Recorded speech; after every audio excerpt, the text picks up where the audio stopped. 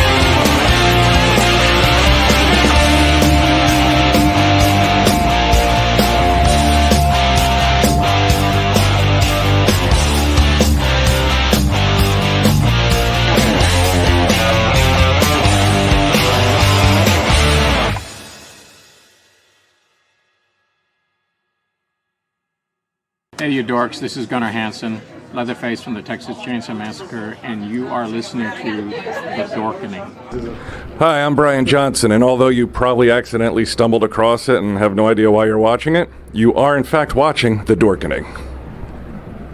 Hello, this is Tom Kenny, voice actor, the voice of the Ice King on Adventure Time, and SpongeBob SquarePants. Meow. Oh, Gary the Snail, too. Hey, guess what you're filling your eye holes and ear holes with? The Dorkening! Oh, I love The Dorkening. Very popular in Ooh. And Bikini Bottom. Hi, I'm Lou Ferrigno. You're watching The Dorkening. And you know what? You don't like me when I get angry, so don't get me angry. You better keep watching The Dorkening. Hey guys, this is Felissa Rose, and you're watching The Dorkening. Hey guys, it's Courtney Palm. We're shooting Death House, and you're watching The Dorkening. This is Anthony Michael Hall, and you're watching The Dorkening. Stay tuned. My friend's going to show you what entertainment's all about, baby. The Dorkening.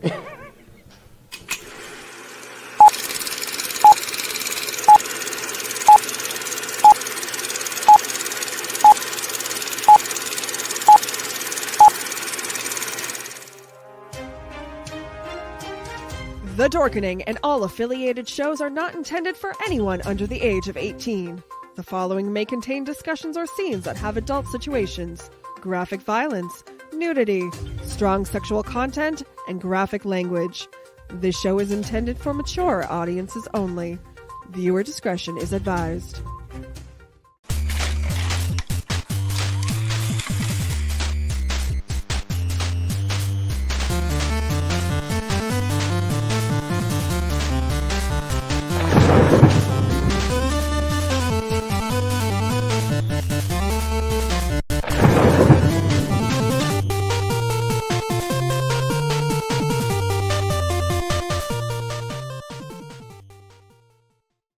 Rise and shine, my sinners. When Father Evil starts his day, he gets a little deadly.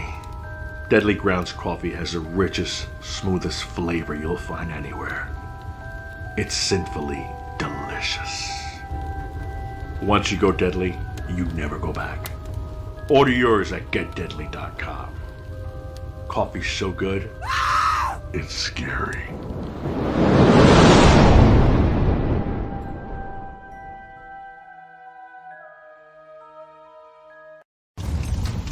Greetings, Spice fans. Silk City Hot Sauce is now sponsoring the Dorkening Podcast Network. Our craft sauces are made in Vermont in small, high-quality batches using locally sourced, farm-grown ingredients. Silk City Hot Sauce comes in a variety of heat strengths and killer flavors like Jezebel, Erotic Fever, Mango Madness, and Good Morning Jonestown. And don't forget our newest creation, Hot Syrup.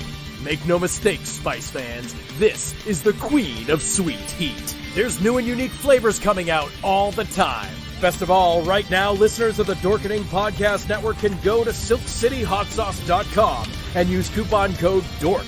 Not only will you get 20% off your order, we'll also throw in a free bottle of hot sauce.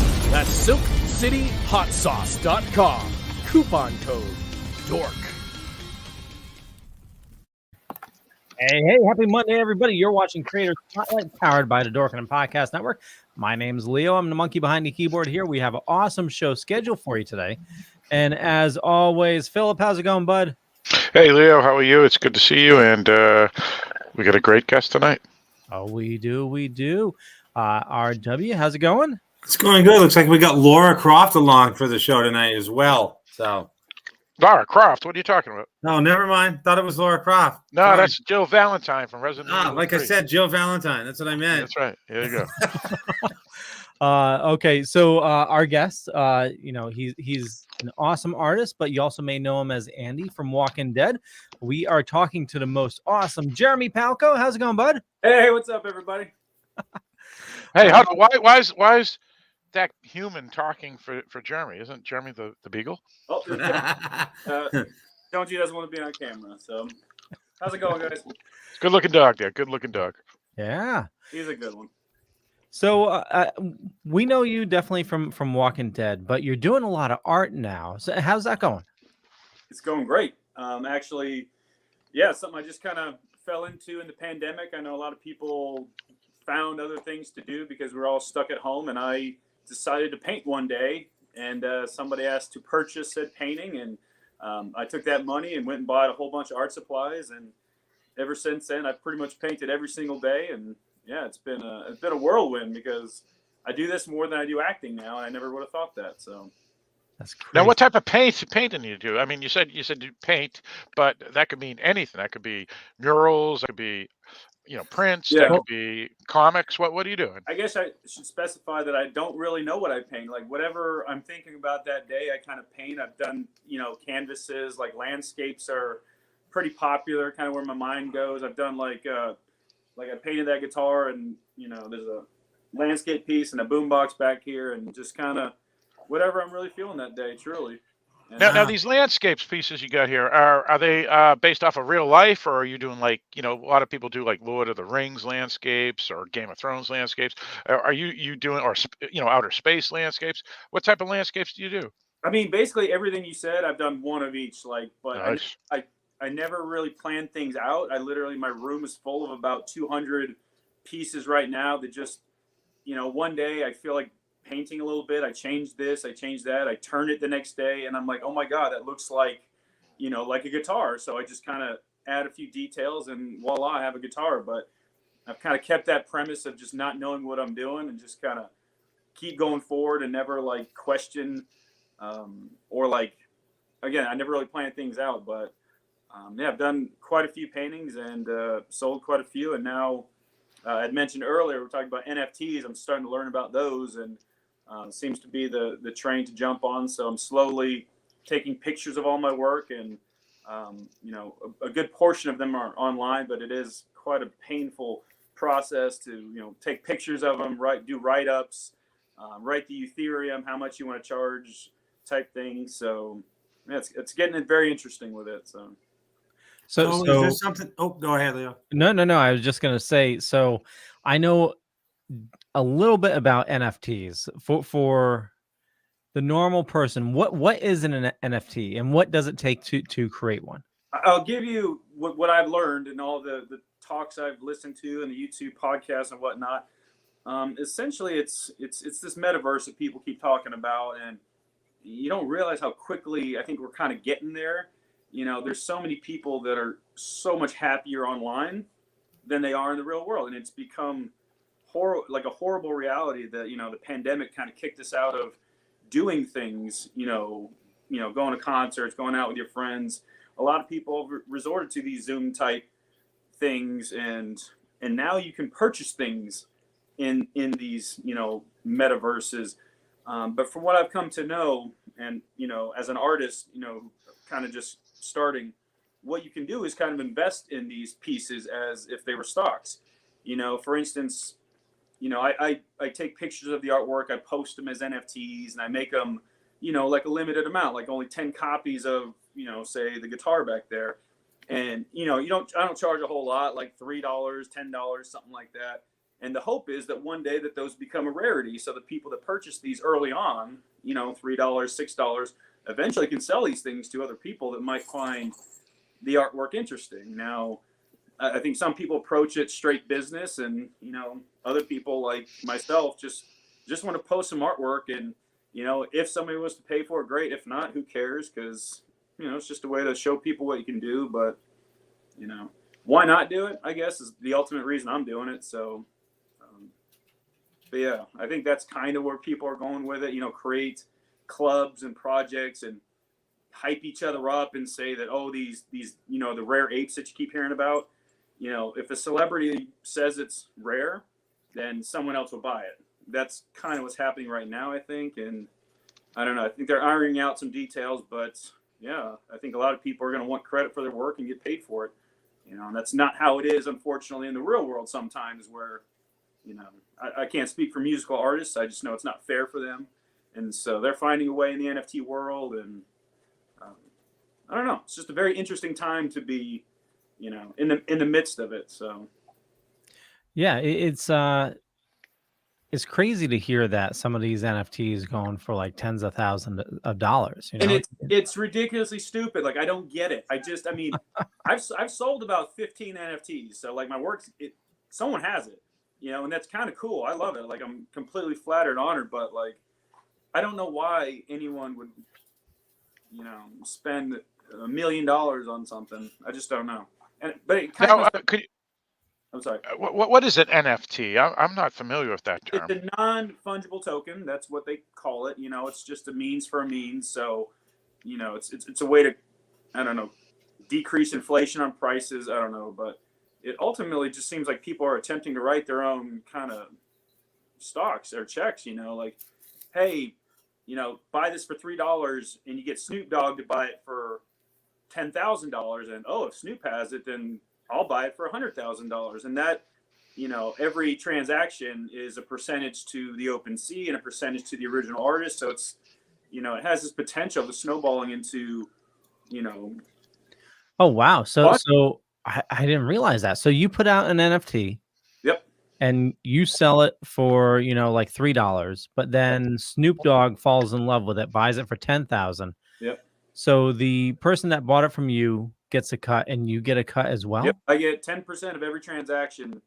Wow. That goes. Okay. Yeah. And the OpenSea account, which I use, they get like 2.5%. And so I think that's how, that's the money side. People are trying to get, money from it. So. Okay. That makes a hell of a lot more sense now. Yeah. That's, yeah. So Phil, basically,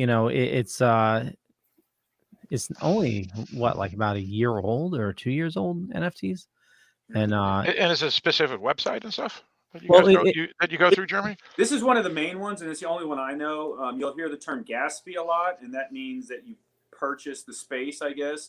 But the OpenSea, you can list them for free, and no one gets paid unless it's sold. So the only thing is you have to have a Ethereum account that has money in it. I put like $100 in it. So now I can wheel and deal in this universe and, buy something, sell something. And it's just become this online trading frenzy of artists. And I don't know, like I said, very interesting for somebody who's pursued acting my entire life. And then pandemic kind of shut everything down. And one day I truly got bored. Jonesy, hey.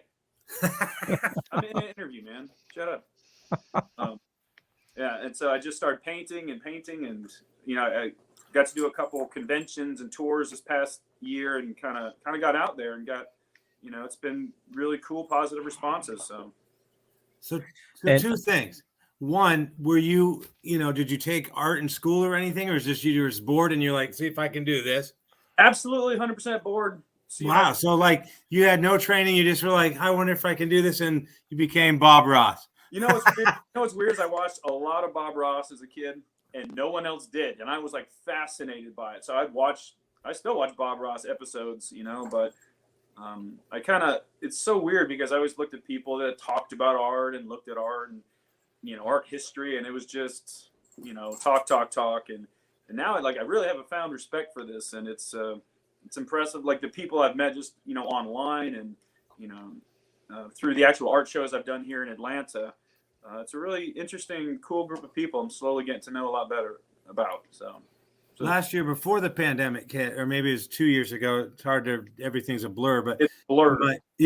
My girlfriend started painting. She's like, I'm going to try painting. And so she was painting on canvas and stuff. And then she had like 5,000 paintings that we have no room for. So now she paints on her iPad. Yeah. So now she does it on her iPad and saves them or whatever.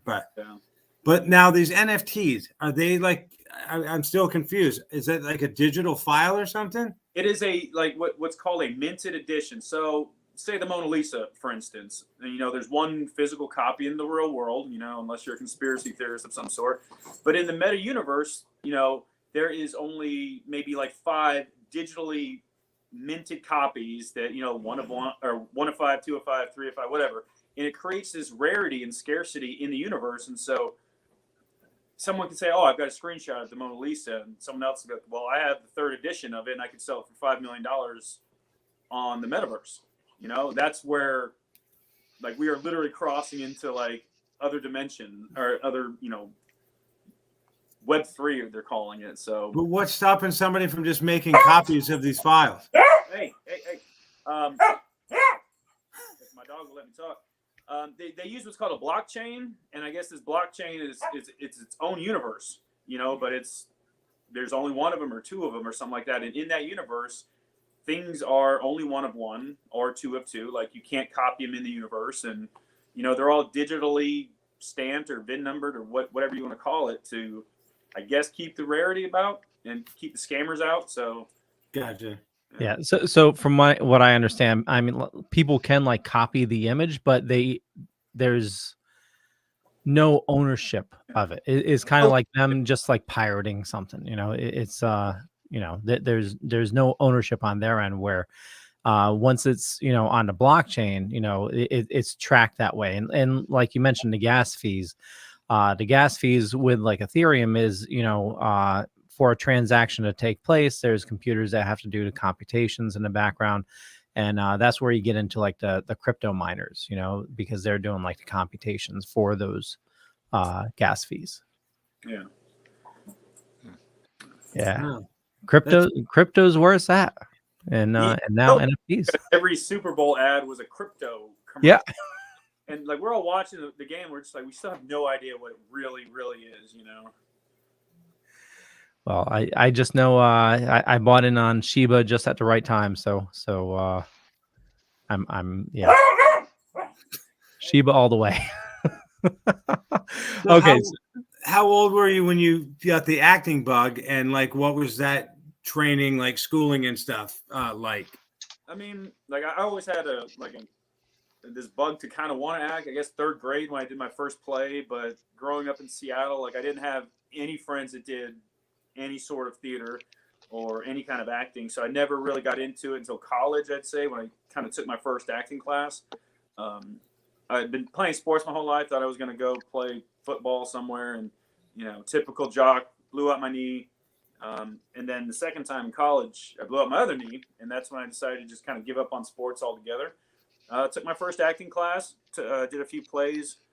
After college, I worked on the Disney Cruise Line, of all things, because I was a Disney kid growing up. I wanted to work for them and started dancing like a pirate on the cruise ship for about 2 years. And, that kind of took all my college stage and theater and then just put it out in the real world and to the test. And I had a great time doing it. And then when I moved to Florida after 2 years, I got an agent, started seeking out auditions and commercials, and landed my first movie, and got 2008 called Never Back Down. And yeah, I've been kind of pursuing it ever since because it's, never knew growing up that you could actually do this for like, money. So it's kind of nice to, to see it paying off a little bit, I guess. Let me ask. Oh, go on. Go ahead. I was going to ask. Now, with obviously COVID, and some people would say that it's winding down, but with it there for 2 years, how did that hurt or hinder your acting chances? I assume, based off of what you're saying, I think you said you don't live in Los Angeles area, so how does that affect your ability to get jobs in films and television? Well, I live in Atlanta, thankfully, and Atlanta's, the real hotspot for film and television, has been for the last decade. That's true. The Walking Dead. Walking Dead, yeah. Pinewood Studios is right down. Stranger Things. Thank God they're going into a 5th season. So I've read for that show like 4 times, and Oh wow! I'm always so close. I'm praying that they just keep shooting. So, but actually during quarantine it was interesting. I had this audition for a Tyler Perry, kind of soap opera, and I did it. And I didn't think twice about it. And then they gave me a call, and I booked like, 20 episodes. And so I didn't know how they were going to shoot because we were smack dab in the pandemic. And what had happened was, we had to get COVID tested. Then we were brought into Tyler Perry Studios, and just like a little summer camp mini bubble, we shot for 2 weeks. This show's called Ruthless. It's on BET. And so I was working quite a bit during the pandemic, like that first year. And then I worked on another show. What was it called? Saints and Sinners. Sorry. So, but a lot of the productions around here shut down. I'd actually booked a role on a Sylvester Stallone movie, and I was so excited, and got a call that they had to completely cut my scene because it had more than a certain number of extras in the scene. And COVID regulations were immediate. Like, you couldn't have crowds more than 10 people. So it really, I don't even know what happened to that project. But yeah, and I knew that for a couple of my friends who were booked on projects, and they all got, some let go and some just got pushed to later dates. So. Wow. Has most of your work been at the Georgia area rather than on location elsewhere? Yeah, I've shot. I was actually in Florida I've been in Georgia the last 5 years, but before that I was in Orlando for about 9 years. So most of the work was like the commercial work and then print work and smaller stuff was all in Florida. But anytime you book like a speaking role, like Sleepy Hollow or Walking Dead, obviously I was driving up to Georgia. So, but most of it, yeah, going to be Florida, Georgia, Louisiana, Carolinas. Right. Yeah, it's crazy how, and you mentioned like the past decade, like everything's been in Georgia, but you watch every movie and it's like at the very end is you see the little, what is it? The peach. Peach thing. Yeah. It's yeah. Atlanta or Ontario. Yeah. Canada's a good one. Yeah. So, with your art, I just want to make sure everybody knows I have a bunch of links in the show notes up above or down below, depending on where you're watching or listening to us. And it's artbypalco.square.site. And that link is there as well. And there's also an OpenSea.io /artbypalco. That link's in there as well if you want to check out the NFTs as well. Leo, do we have any JPEGs we could show? I know you showed a couple earlier. Yep. That's the coolest thing is like you can show all the pictures you want and you can like screenshot them. I don't care. So. I being a Star Wars fan, I absolutely love this one. Are you? That's awesome. Yeah. You got a couple different Star Wars ones, and yeah, BB-8. Yeah, BB-8. And then the old Batman. Yeah, that's really cool. And I love that waterfall. Yeah, how many paintings have you done so far? Your website has you said like 200 or something, right? Oh no, I've done like probably 5,000 in the last. Wow.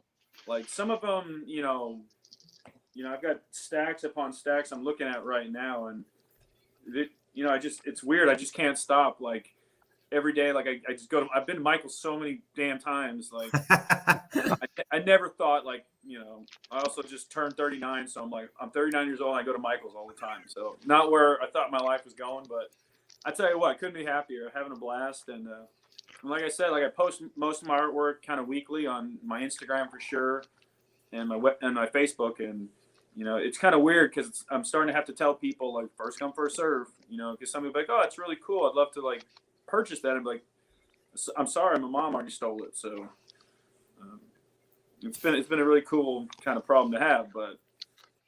It's amazing how many actors out there.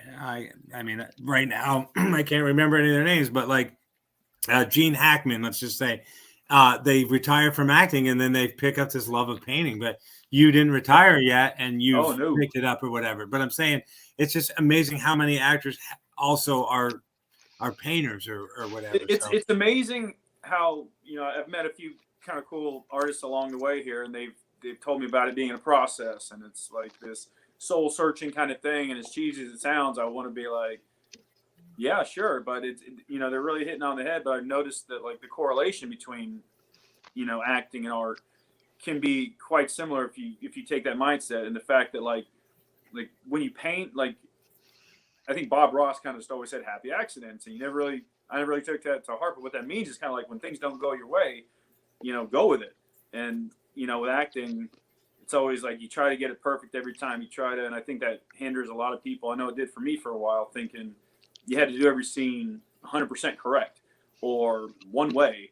You know, you need to be able to just, you know, kind of like painting and acting is just go with it. And you know, I think that makes it easier. But I can see why a lot of actors would turn to painting. So Xander Berkeley from Walking Dead, amazing artist. If you ever go to his Twitter, he posts a lot of his stuff. Del Kilmer did some stuff. Yeah, a lot of folks do. I love the documentary. That was really cool. Now, let me ask you this. Obviously, you said you started doing it due to COVID, but with you know, the modern era and technology and the internet and all that, versus say the olden days, like the 70s or 80s. It's hard to say that those are the olden days, but they are now. You know, people have to actually go to, you know, big cities or museums or whatever and try to promote themselves or wherever they can find a little art studio or something. But with the internet, how's that been working out for you? Because it must be a little more easier to get connections, maybe. You know, I guess connections, kind of. Like I've met a lot of people and have had interest of like doing commission pieces and whatnot. But you know, yeah, God bless the internet. It's an incredible advertising tool for somebody like myself or anybody with a, you know, a small business of sorts, you know, to promote yourself and to get out there. So yeah, it's been really nice and a very easy transition from, you know, auditioning and acting to promoting artwork, you know. So now, do you do anything on Etsy at all? You know, I tried Etsy for a minute, and man, just each piece of artwork to post, you had to fill out like 4 pages of documents, and I was. Oh wow, really? And then you had to pay for, you know, having it up there every single day, and you know, I kind of used my little Walking Dead kind of foot in the door to say, hey, what's up, everybody? You know, I paint too, and so majority of the people that I've met and come across and have purchased, you know, some of my stuff have been. You know, being very fortunate to have been, you know, a small part of that show. So, so Etsy was charging you? They didn't just take a percentage off of a sale? Yeah, and it was like, you know, limited time that it could be up. And so what I basically did was just start, you know, advertising on my platform. Like, hey, if you guys want to purchase one, just direct message me. And then I set up a Square account and a link. And so now I have to pay taxes on it, which sucked. But yeah. Let me ask you this.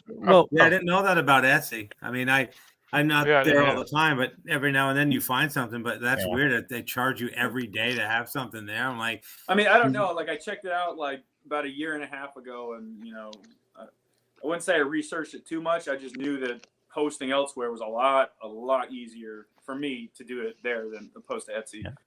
Yeah. Plus, you have your own fan base that, you know, you can, you know, helps you push it onto your own site, and your own site is ultimately the best place to have it anyway. And it sounds like Etsy went more like the eBay route, Yeah, and I actually thought about eBay, but again, it's like you can only have it up for so long, and you do pay Fill out a lot of pages per day. So, and then I would have to charge more for my artwork just to make it like worthwhile. But I've literally set up a little studio in my house. I paint in one room, they rest in the next room, they get sprayed in this room. They get pictures over there, they get like sealed over here, and then I had to go buy the packing system. Like I signed up for the pirate ship where I can print my postage, which, again, a good problem to have. I was going to the post office, like 3 days a week, and during December, it was horrible. Let me ask you this: we have a large audience that watches this live, but we do have even more audience that watch this after it's recorded, and they watch it and listen to it whenever they want, like a lot of podcasts. But we have a lot of group of folks who, from working class folks to very, very wealthy folk. If folks were interested in some of your work, how would they? Well, let me rephrase that. What would be the price range that you would think that some of that stuff would go? Again, like you said, you just throw it out there and the market determines it. So, but I'm sure a lot of folks who are listening, whether they're the working class folk that watch the show or the very wealthy folk, they would be curious to know, because I'm sure no matter what their demographics are, that they'd be interested. Yeah, and I've had a few people reach out, and again, like I've only been doing this for about a year and a half, and I actually did just send one of my first paintings was 4 feet by 2 feet, and that's when I realized how much shipping costs. And so just to ship something to the West Coast was costing me a couple $100, and I only charged a couple $100, so I wound up making like absolutely nothing on this. And so moving forward, I had done another piece, and so what I'd done was to actually get the canvas, which at times can be anywhere from $50 to $300, incorporate that plus the wherever I have to ship, and then just time and effort. And but I'm not Picasso, I understand that, so they're not like extravagantly whatnot, but I love that. I'd rather have people who want it to, when people buy the art, it's always amazing to know that my work's going to be somewhere in someone's house, I guess. So that always flatters me, and it like keeps me going and inspires me to keep doing stuff. But to the people that are like seriously interested in pieces, yeah, absolutely. We'll sit down, discuss, and come to an agreement. Well, like any art, it's subjective, but it's every piece speaks to somebody differently. It's I look at something, I can get something completely different out as opposed to like Philip was to look at something. So with all the different selections you have, I would imagine there's something for everybody there. Especially Star Wars geeks like me. Leo wants that. I think that's what Leo's trying to say. How much do you want for the Millennium Falcon? But he's beating around the bush. No. I know how much it is. So the question is, can I convince my wife that we need it? Yeah, and that one's fluctuated quite a bit. When I first started, somebody offered a very large amount for it, and I kind of said no because I didn't know this person, and they were from like Belgium or something like that, but they had contacted me through Twitter. But honestly, I love that one. I held on to it for a while, but sometimes you just got to pay bills. So yeah. Some of the stuff that. Go ahead, Leo. Sorry. Oh no, I was just going to ask. So, are you a Star Wars fan? Oh God, I like the original ones with like Harrison Ford and Mark Hamill. Yeah. I've never seen Phantom Menace, I will say that. But I loved Rogue One, and yeah, where's Brandon when you need him? So yeah, that's a good one. Is my manager, Stacy Williams, my convention manager. She's partners with Spencer Wilding, who's a good friend of mine now, and he played Darth Vader in Rogue One. So nice. He travels quite a bit, and he does a lot of cool projects. And man, got to hang out with him quite a few times, and really nice guy. So yeah, I'm a Star Wars. I wouldn't say geek, like. I don't like Star Wars tattoos or anything, so you just enjoy them, I do, yeah. I respect it, I enjoy it, and anytime I go, he's not you, Leo. He's not you. Yeah. Now, do you like the Book of Boba Fett and the Mandalorian and all that stuff that Disney's putting out? And are you looking forward to the Obi-Wan series at all, or do you follow those at all? I watched the first series, Mandalorian, and I just had like throat surgery. I remember I had to sit on a couch for 2 weeks and I couldn't speak. So my roommate was like bringing me, ice cubes and everything while I was watching this. And I just remember not liking it very much. And I haven't seen the new Boba Fett, but it looks really cool. And I love Jon Favreau, so I love all the stuff he does. So, but I'm trying to get back into it, obviously. But again, like I like the older ones so much. I actually liked Han Solo. I didn't actually mind that one. I don't know why. Yeah, I when they first were bad rap. Yeah, that was pretty good. Yeah. Yeah, I thought it was there's Star Wars fans who just watch it all, and then there's Star Wars fans who bash half the stuff and whatever. But I enjoyed Solo and Rogue One. Force Awakens, I like that one. I thought that one was really cool. I just wanted to switch gears and back to before we do, just real quick, last Star Wars item. Jesus! If you're gonna watch Boba Fett, you need to watch Mandalorian season 2 because this is sort of like a Mandalorian season 3. And second, if you're do some research on the Harmy edition of Star Wars. Yeah, it's some guy spent like years of his life. Dork alert! Oh, geez, no one cares about it. No one cares. I care. Everybody cares. So basically, it's the original trilogy as they appeared in the theaters. I know, but I want to talk about Jeremy stuff, man. Not once Lucas decided to like add a bunch of stuff and take a bunch of stuff out.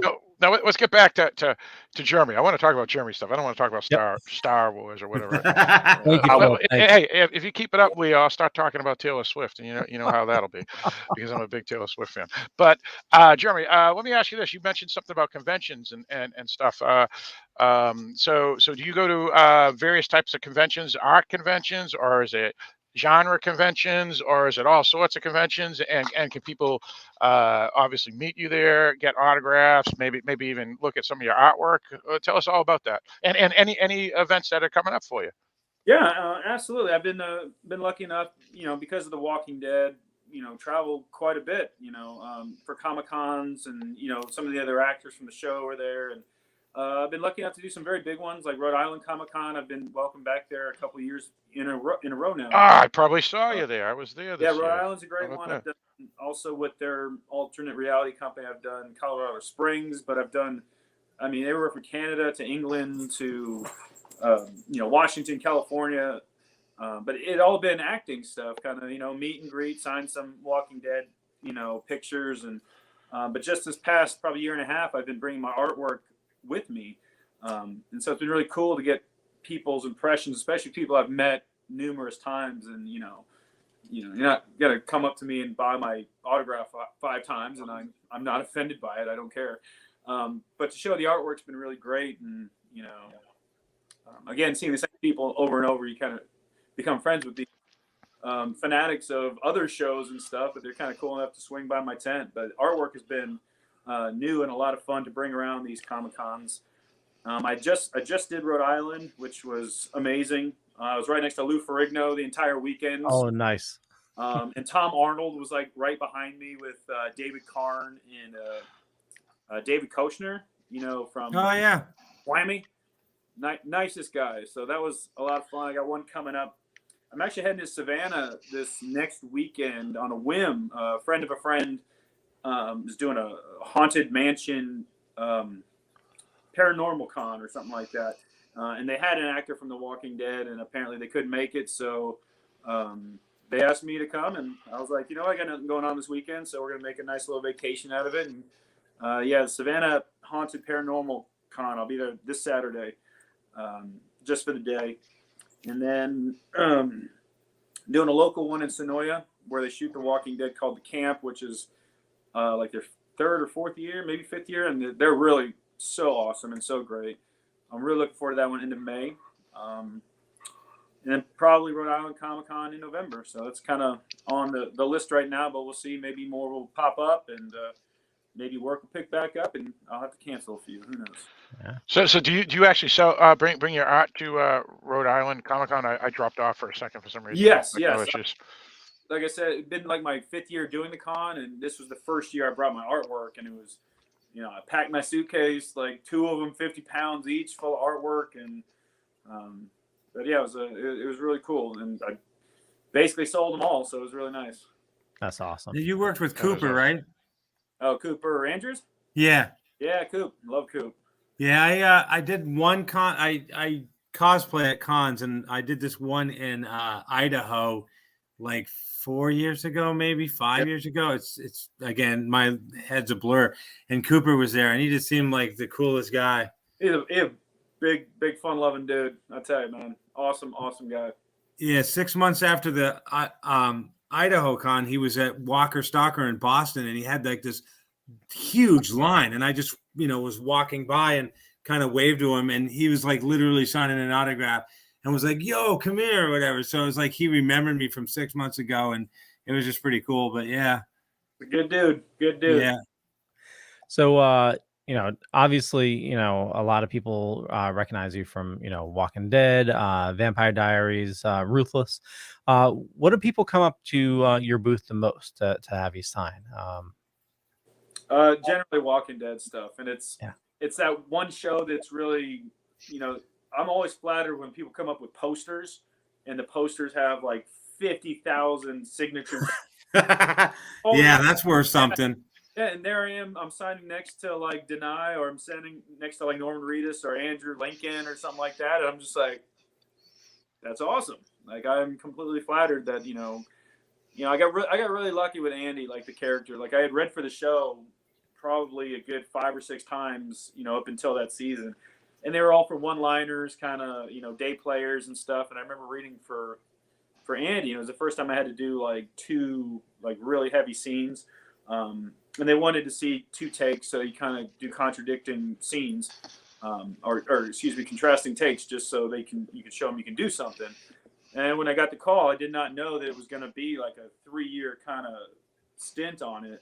And it would have a beginning to his story and an ending to his story. And it was, it was really cool and fitting when I was taken off the show, Scott Gimple calls, not all of the actors, but some of the actors. And I got the death call from him, him thanking me for that. And that was so rare and unusual, but that's what drives the cons and the circuits is the pandemic that is The Walking Dead. And it's incredibly cool and an honor to, be a part of that. Now, when you go to Michael's to pick all your stuff up, does somebody go, "Were you in The Walking Dead, or were you on like this?" One time, yes, and I did it myself. It was because someone, I think it was a young lady in Rhode Island, gave me a mask, and it was a Walking Dead mask, and I was at Michael's, which is literally right next to Sonoya here in Georgia. I'm like only 30 minutes from where they shoot now. And somebody asked me like, "Oh, do you watch the show? I love that show." And I said, "Oh yeah, I love that show." And somehow we started talking about characters, and I said, "Oh, I love Andy from Hilltop." And then totally throwing that to the wind, thinking she'd get nothing. She goes, "I like Jesus way better." I said, and I kind of stopped. I said, "Oh, so you know who Andy was?" And she's like, "Oh, I know everybody at Hilltop." And I pulled the mask down, expecting some sort of reaction. She had no idea and thought I was like trying to give her COVID or something like that. I was like, "Oh, hi, I'm Jeremy. I played Andy from the show." And she was really fun, and it was a really cool moment. So that's nice. So did you continue to watch after your character was killed off, or did you just say spoiler alert? Spoiler alert. No, actually, like I finished out the season, and then I literally, like, I never really watched TV to begin with. Like, I'll binge watch a few Netflix shows here and there, but, I remember never really getting into The Walking Dead. I'd seen like 2 episodes, and, I wasn't into it, but obviously it got momentum and steam and became, what it was. But right around the time I got cast, I was like, well, I'm going to watch it. And I sat down and I binged, 5 seasons in probably like 2.5 days. So I was like crazy about The Walking Dead, and then the next day I was on set with everybody. So it was a really weird but kind of easy transition to like understand like what was expected. Not only as an actor but like what it takes to carry the story. So Well, you did a great job, and I really think when they reached Alexandria, that was sort of like the peak of like Walking Dead, Yeah. and like after you left, it's just it's because of you it went downhill. They I shut the apologize. team. I apologize if the ratings suffered at all, but I've actually heard the show's doing really well. So. Oh yeah, it took a huge plunge, and then it's been like climbing back up with the new showrunner, and I see the advertisements about it, and I am a couple seasons back. I do think I need to go back to like season 9 and 10. I believe they're in 11 now. So, but what I love is that people are going to keep watching it, and it's going to be on Netflix, and so you can always go back to it when you want to. Yeah. Spoiler, apparently Andrew Lincoln is in Atlanta right now filming the finale. I saw there was a picture of him and Norman Reedus at some Atlanta restaurant, but I mean, it is Atlanta, and there's like 1,000 movies going on here. So I did see that trending on Twitter, and I kind of rolled my eyes, and I was like, well, he is Australian, so him being back in Atlanta may mean something more. He's English. Oh, he's a Brit? I always thought he was an Australian. How about that? No, I knew he was in the U.S. Him and Tom Payne, who played Jesus, are actually from the same town, I found out. Yeah. Oh, wow. Oh, how about that? I made that mistake once. I worked at a theater, and someone came in with an accent, and I said, "Are you from Australia?" And they were from the UK, and they gave me a big speech on never call me an Australian. I was like, oh God. One thing about me, no matter where I go, everybody knows I'm from Boston because I can't pronounce my R's. So. Now, Jeremy, if someone watching was, a struggling actor and they wanted to, be where it's at, would you recommend Los Angeles, or would you recommend Atlanta, or would you recommend Vancouver? I mean, is there a certain place that really is the place to be? I mean, it depends on your stage and wherever you may be in your process of acting. But if you're starting out, generally you can start out anywhere. I mean, theaters, student films, colleges, things like that. Everyone's shooting something, and with YouTube and social media, you can make your own demo reels now. You can work.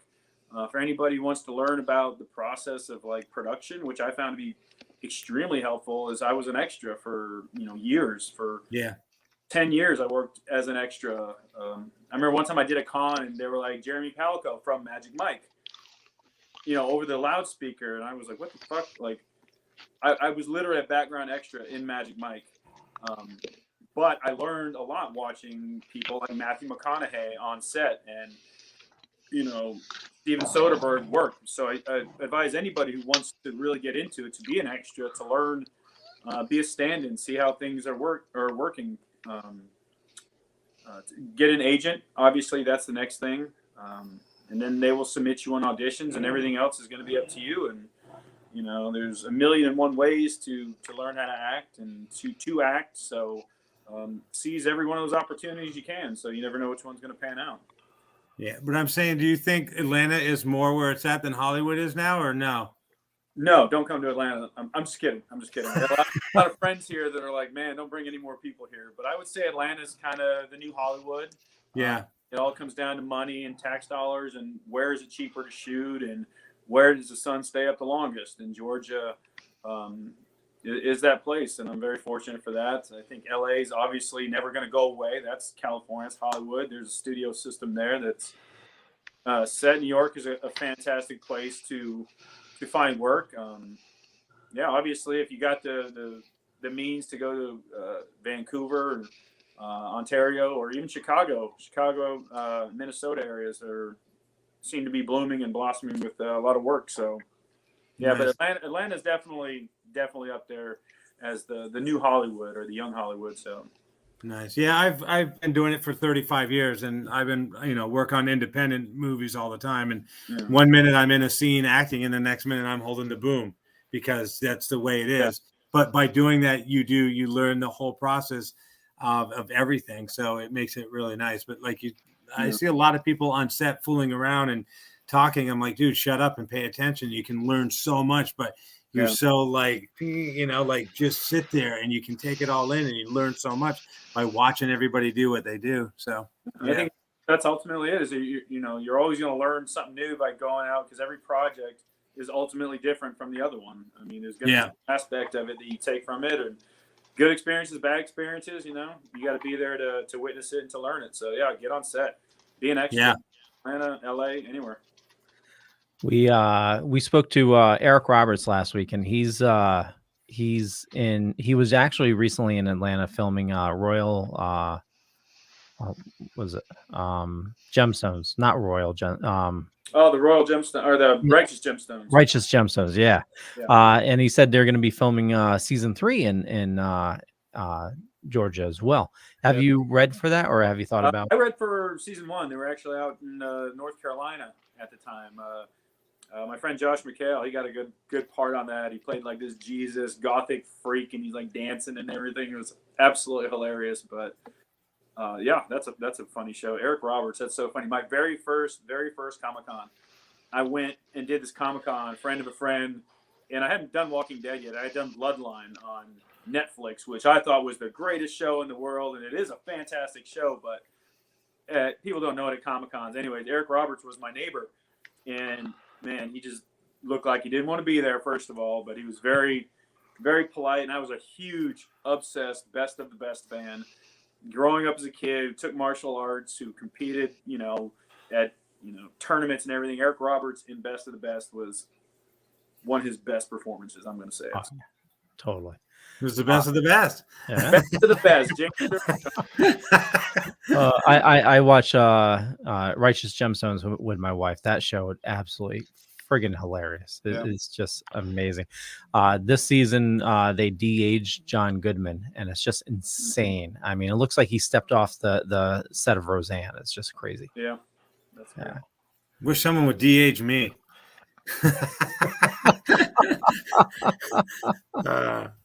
Well, we have a couple minutes left. Jeremy, what do you besides your painting and going to cons, and what do you have going on, or what's coming up? The painting thing is big. I've got like a few art shows that I've been reaching out to. I did a couple last year, but now I have like way more stuff.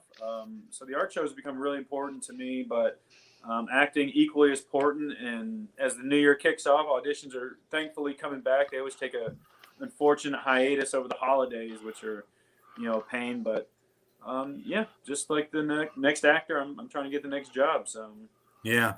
But I actually did just work on a really cool series called Tales on BET, and we shot that. That had to have been last October. And I wanted to say I worked with one of the most fantastic actors who I've met a few times, Moses Mosley, who was one of the original walkers on Walking Dead. He was Denai's, pet walkers. Anyway, sweetest kid, wound up passing away a few weeks ago, and the show has not aired yet, so it's going to be an interesting episode for sure. Seeing Moses, having worked with him, not too long ago, and knowing that he's not going to be there to see it is going to be a tough one, but I'm really looking forward to it because the episode, the show is Tales. It's on BET, and they take like a modern song, and they're using Fight the Power from Public Enemy, and they incorporate a modern day tale. And unfortunately, this heavy episode was loosely based around the George Floyd, incident. So it's a really heavy episode. So I know that's coming out soon. I don't know the exact date, but as soon as I do, I will post on my social media. But I'm looking forward, to seeing that. So. Yeah. That was certainly sad news. Yeah, that was a rough one. Yeah. Well, definitely don't want to end on downer. We'll definitely so we'll look for Tales, and if you're looking for more festivals to go to, and I think when you're on another episode on the network, I might have mentioned this to you. If you want to head north, there is one called the Mystic Outdoor Art Festival. Mystic Outdoor Art Festival. Hold on, I got my pen here. I want to write that down. Yeah. Mystic. Yep, Mystic Outdoor Art Festival. Is that in New York? No, Mystic, Connecticut. Oh, I'm sorry. Yep. No. It's a little town here. It's actually not even a real town. It's a combination of it. Two towns. Two towns, but it's where Mystic Pizza was filmed. It's a huge tourist trap. But that humongous tourist trap. that gets crazy traffic every year. Over the weekend, I think it's like 2 million people. It's just insane. Yeah. But yeah, definitely check it out. It's just all independent artists. And to help you out, it's right next to New London, Connecticut. That's a fairly bigger town that a lot of people know.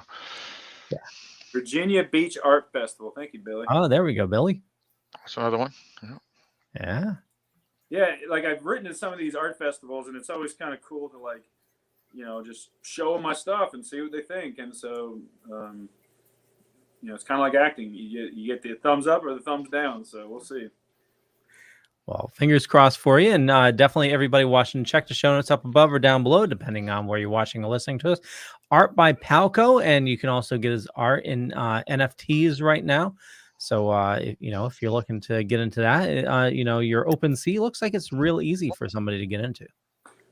It's ridiculously easy. And I'm hoping it's not one of those too good to be true kind of things, because like I said, I'm going to be painting anyway, so I might as well take pictures of them and make them into NFTs. So that's awesome. Billy says, I got you. I'll message you and talk with them this week. Billy. Love Billy, man. Hey, Leo, maybe you can get an NFT of the Falcon. Huh? There you go. There we go. There's only a few of those. So if it's rare in my mind, I only make a few of them in the metaverse, so who knows? So I'm trying to get Snoop Dogg to buy one of mine, for like $3. There you go. There you go. Thank you, RW. I didn't even think of that. Yeah, that's what I'm here for. That I can sneak by the wife. That shouldn't be a problem. There you go. Awesome. So I want to thank everybody for watching this fine evening. Definitely check the show notes up above or down below, depending on where you're watching or listening to us. To follow Jeremy and to check out his art, the NFTs, and everything about him. Jeremy, where do you like people interacting with you on social media? I've become far more on the Twitter sphere than I have been elsewhere, because last year I got hacked on Instagram, so I lost 10 years worth of friends and memories and all that stuff. But it was kind of a good time to start over. But you can find me on Twitter. You can find me on Facebook. You can find me on Instagram. I run my sites. I don't let anyone else do it for me. So, yeah, if you have questions, just want to chat, hit me up. Awesome. And looking at the sneaker behind you, are you a sneakerhead, or is that's actually my shoe? So it's actually around here somewhere. I don't even know where it's at. I was doing this, like you could see all the background to it, and then I'd actually dripped the blue paint on that, and I was like, what has blue paint on it? And so I kind of morphed it into a shoe. Yeah. Wow. But no, not really a sneakerhead, no. Okay. Yeah, I didn't learn about it until his Jeff Goldblum did a show on it, and it's oh my God, crazy, that community. Yeah. Yes. Sneakers. Oh my God, Jeff. You do that too well. I love that guy, but it's like he stands right next to him and he's like, tell me about the sneakers. And I'm like, okay, Jeff. RW, where do you like people following you? Well, everything's down here. If you go to my webpage, all my social media is at the bottom. And don't forget, my book on Amazon, Life Inside My Head. You really want to get inside there to figure out why I'm like this. And you'll let us know when the audiobook comes out as well. Yeah, it's being worked on right now. Like I said, I did the audiobook myself. So it's going to be not your normal, you grow up in a small town. It's going to be like wacky and fun and keep the people who are listening to it in their car awake so they don't run off the road. Oh, wacky and fun, just like you. Awesome. Yes. Yeah. Philip. Yeah, they can find me. Let's see there, right there. 11 years been in existence. Multiple podcasts, news, release notices, all sorts of things. A website you should check out every day. Also, you can find me on Facebook at Philip Perrin and the Dark Discussions Podcast Facebook group. Very cool. And I got all that information in the show notes. And me, I run the Dorkening Podcast Network. We got about 40 shows on the network. A lot of awesome people doing a lot of awesome stuff. And with that, have a good one. Bye. Thanks, Jeremy. See you guys.